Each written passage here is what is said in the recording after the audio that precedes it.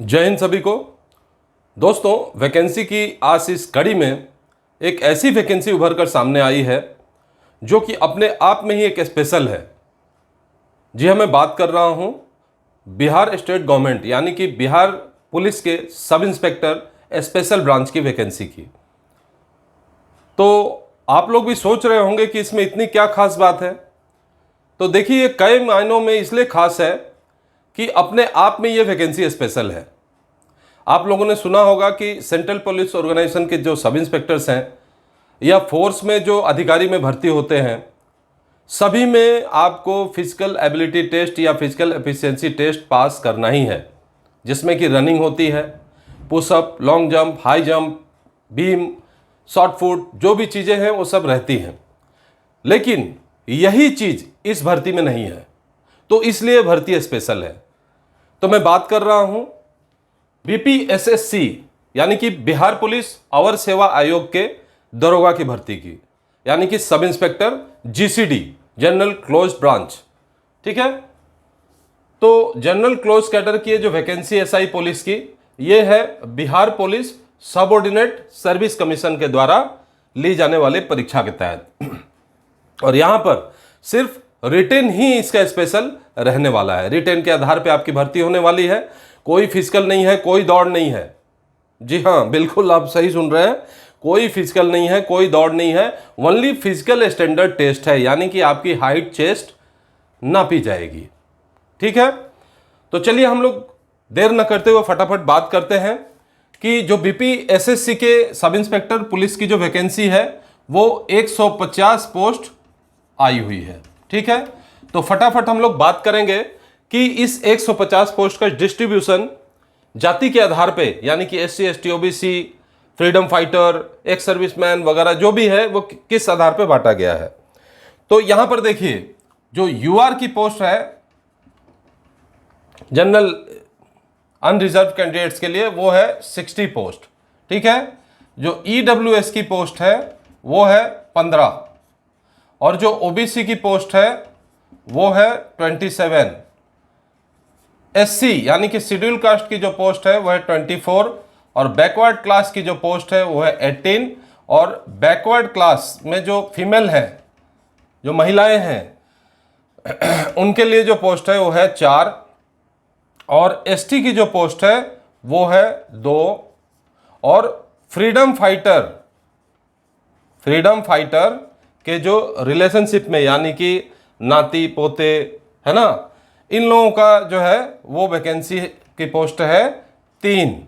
ठीक है, तो ये तो बात हो गई नॉर्मल कैटेगरी की। तो ये पोस्टें आप देख लीजिए काउंट करके, ये 150 पोस्ट है, 150 पोस्ट। ठीक है, अब इसमें महिलाओं को अलग से आरक्षण है। ठीक है, जो लेडीज हैं, फीमेल हैं, उनके लिए कितना आरक्षण है? 35%, 35% का आरक्षण है। तो जो जनरल के 60 कैंडिडेट्स हैं, उन 60 में जो महिलाओं के लिए सीट रिजर्व रहने वाली है वो है 21, यानी कि 21। ठीक है, ईडब्ल्यूएस कैटेगरी में जो महिलाओं की सीट रिजर्व रहने वाली है 5, और ओबीसी में जो रहने वाली है 9, एससी कैटेगरी में 8, और बीसी कैटेगरी में 6 है ना, और बैकवर्ड क्लास की जो फीमेल की ऑलरेडी 04 वैकेंसी तो है ही, है ना। तो जो एसटी कैटेगरी में 2 वैकेंसी है, इसमें महिलाओं के लिए कोई स्थान नहीं है, कोई रिजर्वेशन नहीं है, और फ्रीडम फाइटर में भी महिलाओं के लिए कोई रिजर्वेशन नहीं है। ठीक है, तो इसका जो डिस्ट्रीब्यूशन है वो इस प्रकार से है। तो अभी हम लोग बात करेंगे कि इसका आवेदन कौन कौन कर सकता है। तो देखिए, सबसे पहली बात यह है कि जो भी आवेदन करेगा वो भारत का नागरिक होना चाहिए। ठीक है,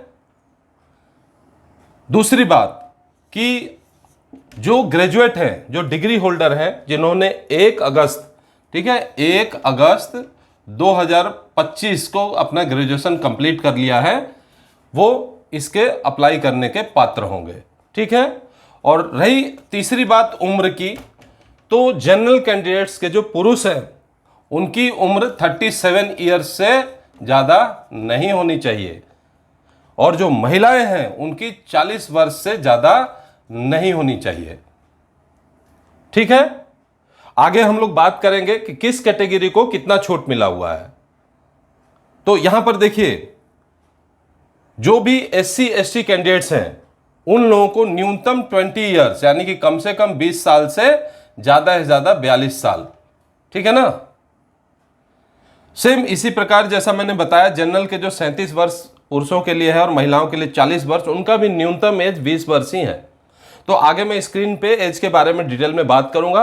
अभी मैं फटाफट आपको बता दूं कि ये जो सब इंस्पेक्टर्स की भर्ती निकलने वाली है उसका वेतनमान कितना रहने वाला है, क्योंकि देखिए सारी चीजें अटक कर पैसे पे आ जाती है ना। अगर कोई कितना भी देश प्रेमी हो, अगर उसे तनख्वाह बंद कर दिया जाए तो उसकी देश प्रेमी के कैटेगरी में कमी आ जाएगी। तो इसलिए सब चीजें जो है पैसे पे अटक कर आ जाती है कि पैसा कितना मिलने वाला है। तो मैं आपको डिटेल में बता दूं कि ये L6 की पोस्ट है। L6 मतलब वेतनमान आपका रहने वाला है 35,400। ठीक है, L6 की पोस्ट है तो 35,400। इस 35,400 में आप DA जोड़िए 56, है ना, क्योंकि ये सेंट्रल गवर्नमेंट के पीछे ही इसका DA चलता है। तो अभी सेंट्रल गवर्नमेंट में 60% DA है, तो ये आगे चल के 6 महीने साल भर में 60% हो जाएगा। बट अभी हम लोग 56-58% को मान के चलें तो भी आपको 55,000 आपको सैलरी मिलेगी ज्वाइनिंग करते ही। क्लियर। तो इसलिए सैलरी का टेंशन ना ले, L6 की पोस्ट है तो जाहिर सी बात है सैलरी आपको अच्छी खासी मिलने वाली है। अब हम लोग बात करेंगे इसके आवेदन की, कि आवेदन कब से शुरू हो रहा है और कब तक इसे हम अप्लाई कर सकते हैं।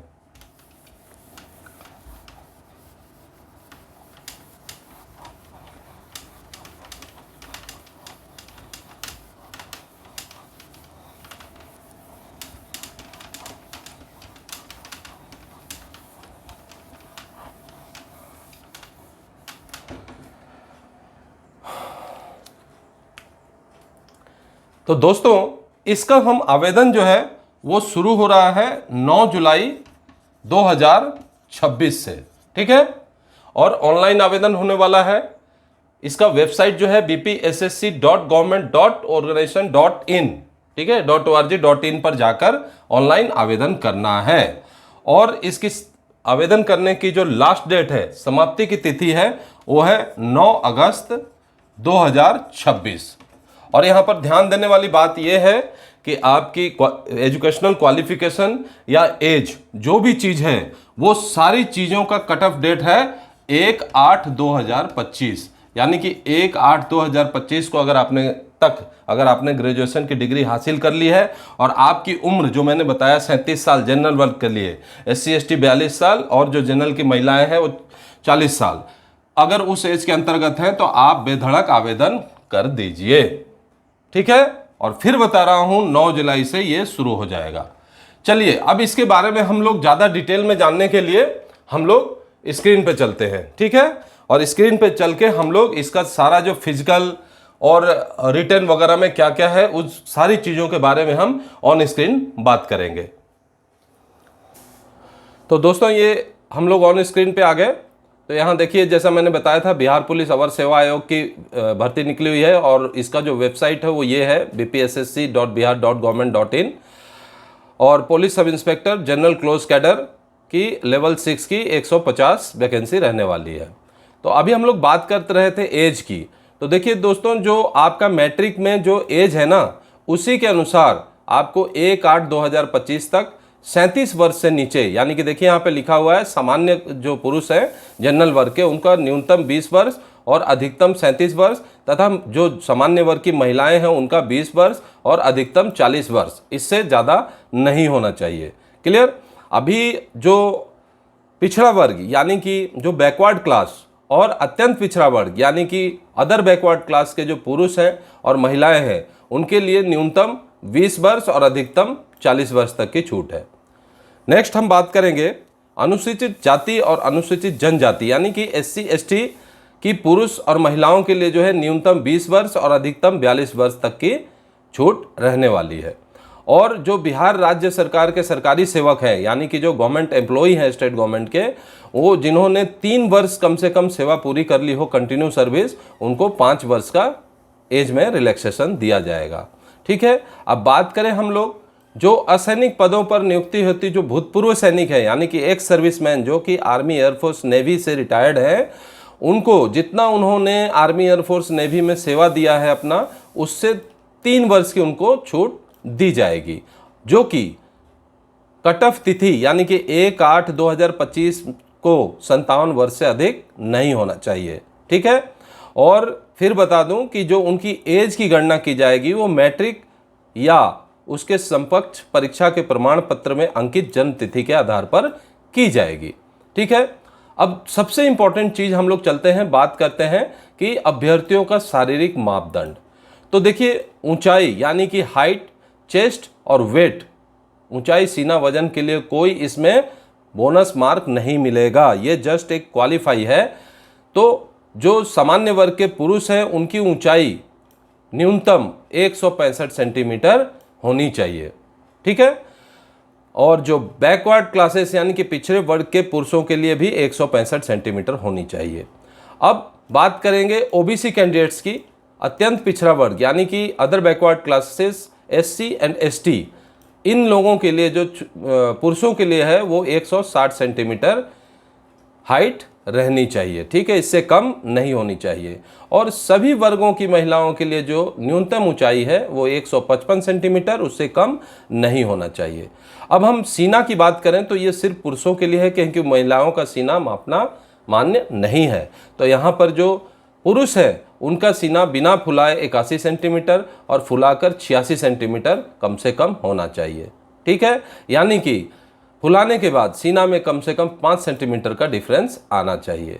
अभी बात करें एससी और एसटी कैंडिडेट्स की, तो उनको बिना फुलाए 79 सेंटीमीटर और फुलाकर 84 सेंटीमीटर होना चाहिए, यानी कि फुलाने के बाद सीना में कम से कम 5 सेंटीमीटर का अंतर होना अनिवार्य है। ठीक है। अभी देखिए, वजन की बात करें तो सभी वर्गों के महिला उम्मीदवारों के न्यूनतम वजन 48 किलोग्राम होना आवश्यक है, यानी इससे कम नहीं होना चाहिए। ठीक है। अभी देखिए, नियुक्ति की जो प्रक्रिया है इसमें लिखित और शारीरिक दक्षता परीक्षा सम्मिलित होगी। ठीक है। तो यानी कि यहाँ पर देखिए रनिंग वगैरह तो कुछ नहीं है, लेकिन आपकी रिटन टेस्ट होने वाली है और आपका फिजिकल स्टैंडर्ड टेस्ट, जो कि ये हाइट, चेस्ट और वजन बताया गया, उस हिसाब से होगी। अब बात करेंगे हम लोग लिखित प्रतियोगिता परीक्षा की। तो लिखित में क्या रहने वाला है, तो देखिए लिखित प्रतियोगिता परीक्षा 2 चरणों में होगी, यानी कि प्रारंभिक और मुख्य परीक्षा, यानी कि प्री एंड मेन एग्जामिनेशन। तो देखिए, प्रथम चरण जो प्रारंभिक परीक्षा है, जो प्री एग्जाम है, उसमें सभी जो क्वेश्चन हैं वो ऑब्जेक्टिव टाइप या मल्टीपल चॉइस यानी कि बहुविकल्पीय प्रकृति के होंगे, एमसीक्यू क्वेश्चंस रहेंगे।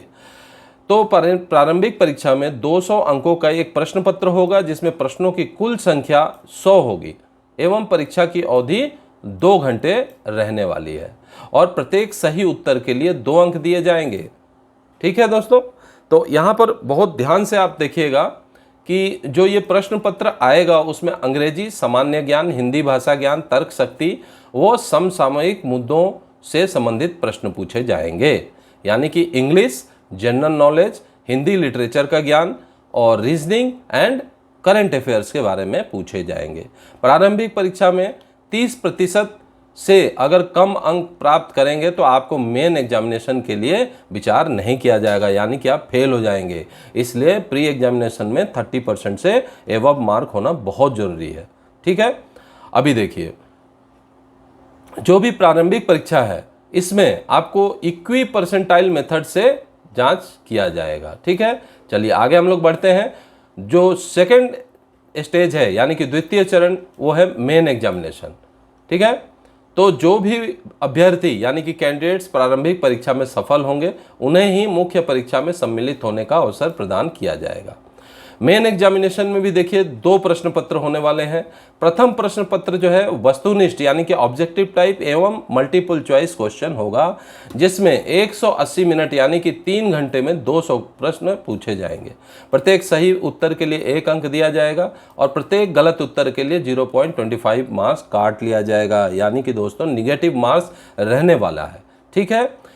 जो सेकंड क्वेश्चन पेपर आएगा वो 1 घंटे का होगा, यानी कि 60 मिनट्स का, और इसके जो पूरे अंक है वो 50 मार्क्स के रहेंगे। ठीक है। अब देखिए परीक्षा का विषय एवं प्रकार नीचे दिए गए टेबल के अनुसार है। यहाँ पे आप देख पा रहे हैं, आपका सिलेबस सामने है, तो इसे आप देख लीजिए। प्रथम जो पत्र है 200 अंक का, उसका ये सिलेबस है, 3 घंटा समय और 200 अंक रहने वाला है। ठीक है।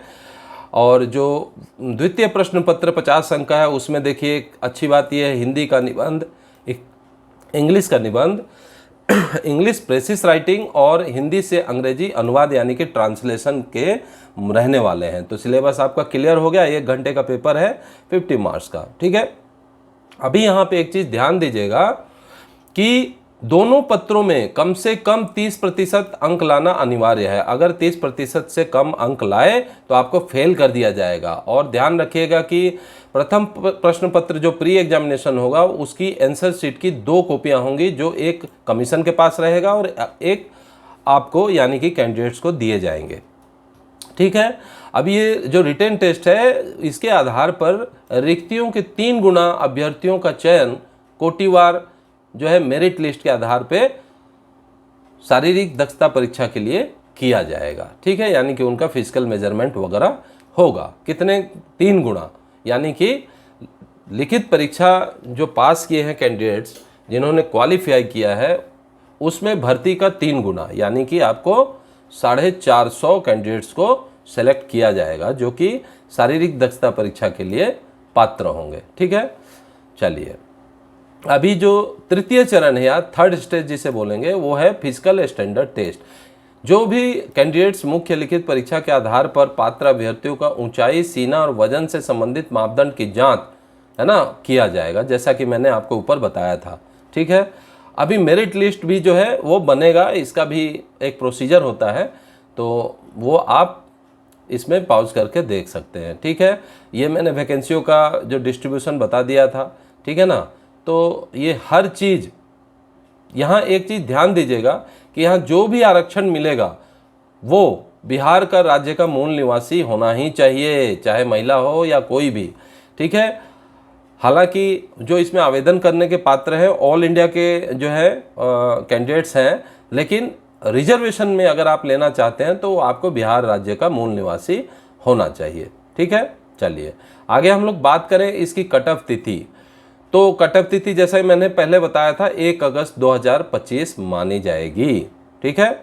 चलिए यहाँ पे एक चीज़ ध्यान दीजिएगा, जो नियुक्ति का प्राधिकार है वो डीआईजी साहब को है, यानी कि पुलिस के जो उप महानिरीक्षक special branch, DIG deputy inspector general special branch, इसकी नियुक्ति का अधिकार रखते हैं। ठीक है। अभी इसके बाद आपका मेडिकल है ना, फिर कैरेक्टर वेरिफिकेशन और प्री अपॉइंटमेंट वेरिफिकेशन वगैरह ये होगा। ठीक है। अब यहाँ पर देखिए ध्यान दीजिए कि मेडिकल में जो भी आएंगे उनको दृष्टिबोध यानी कि आई से रिलेटेड कोई डिफेक्टिव नहीं होना चाहिए, कलर ब्लाइंडनेस नहीं होना चाहिए, सुनने की शक्ति अच्छी होनी चाहिए, हकलापन नहीं होना चाहिए, फ्लैट फुट और नॉकिंग नी नहीं होना चाहिए। ठीक है। तो इन चीज़ों का ध्यान रखिए। दूसरा, हकलाना या तुतलाना जैसे भी त्रुटि अभ्यर्थियों के चुनाव के लिए अपात्र बना देगी। ठीक है। चलिए, बाकी आपको कोई क्रिमिनल आपके ऊपर केस नहीं होना चाहिए, कोई केस लंबित नहीं होना चाहिए, ये सब चीज़ें हैं।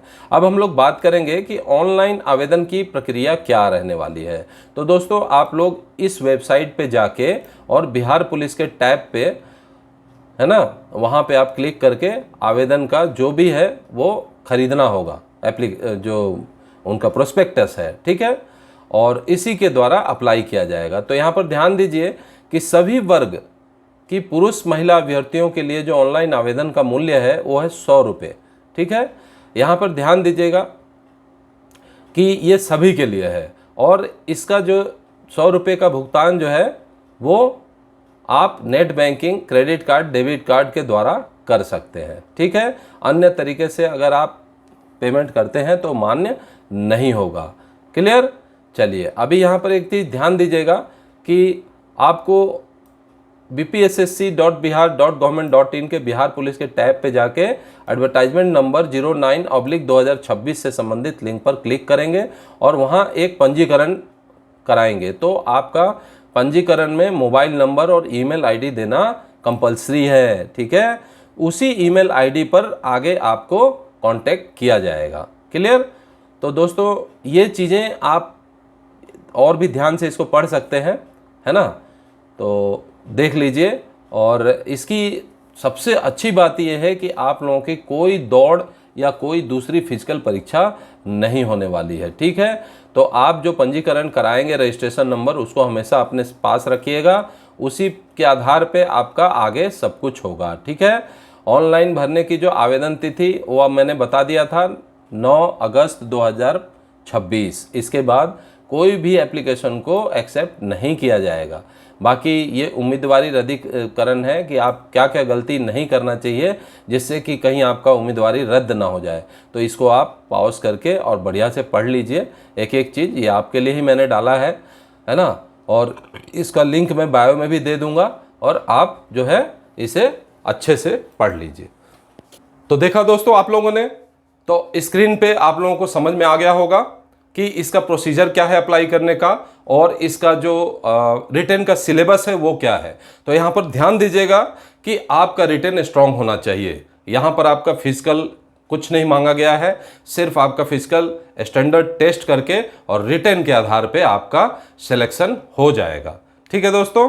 तो इसी प्रकार अच्छी अच्छी वैकेंसियों को जानने के लिए, देखने के लिए आप मेरे channel S K fire and safety को लाइक, शेयर, सब्सक्राइब कर लीजिए। और हाँ, बेल आइकन बटन दबाना ना भूलें, क्योंकि बेल आइकन बटन दबाने से जो भी मेरा वीडियो आएगा वो आपके पास नोटिफिकेशन तुरंत पहुंच जाएगा, ठीक है। वीडियो देखने के लिए धन्यवाद। जय हिंद, वंदे मातरम।